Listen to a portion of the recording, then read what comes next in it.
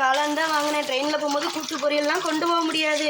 கொண்டு போனாலும் சிந்திக்கிட்டு செதறிக்கிட்டு தான் இருக்கும். எதாவது குழம்பு ஊற்றி சாப்பிட்டோம்னா நம்ம துணிமணியெல்லாம் ஊற்றிக்கிற வேண்டியதான். அதுக்கு வந்து காளானை வந்து குட்டி குட்டியாக நான் வந்து வெட்டி வச்சுருக்கிறேன். கேஸ் அடுப்பை தான் பற்ற வச்சு இந்த இதை தான் வச்சுருக்கிறேன். ஏன்னா வடைச்சட்டியில் உள்ள அங்கே வருங்க மீன் குழம்பு கொஞ்சம் கிடக்குது. அப்புறம் வந்துட்டு இது என்ன குழம்பு டக்குனு ஆகல, பூண்டு குழம்பு அது வச்சுருக்கிறேன். அதனால வந்து இதை வச்சு தான் நான் செய்ய போகிறேன். எண்ணெய் ஊற்றி கடுகை போட்டேன். கடுகு சடப்படான்னு பொரியுது. இந்த காளான் அள்ளி கொண்டாயி அப்படியே இதில் போட்டுடலாம். நானும் சமையல் வீடியோ எடுத்து தான் போடுறேன். என்ன வீடியோ போட்டாலும் பார்க்க மாட்டேறீங்க. உங்களுக்கு என்னதான் வேணும், என்ன வீடியோ தான் பிடிக்குன்னு சொல்லி கமெண்ட் பண்ணனாச்சும் நான் அதனாலும் போடுவேன். எல்லாமே பண்ணி பார்த்தாச்சு, ஒன்றும் முயற்சி பண்ணியும் அம்புட்டும் ஃபெயிலியராக தான் போகுது. ஆமாம், கடுப்பாக இருக்குது வீடியோ போடுறதுக்கே. இப்போ அது வந்து நல்லா வந்து மூடி வச்சிடலாம்.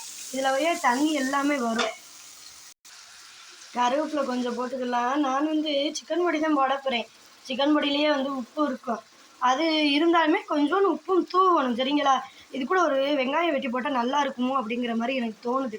ஏன்னா எப்போவுமே இப்படி தான் செய்வேன். ஒரு வெங்காயம் வெட்டி போட்டு செஞ்சு சாப்பிட்டு பார்க்கலாம். இப்போ வந்து வெங்காயம் தான் குட்டி குட்டியாக வெட்டி வச்சுருக்கிறேன், அதையும் போட்டுக்கிறேன். ட்ரெயினில் எப்படி இருக்குதுன்னு தெரியல. இந்த மஞ்சள் வந்து நம்ம வீட்டிலையே வந்து அரைச்ச மஞ்சள் பொடி தான்.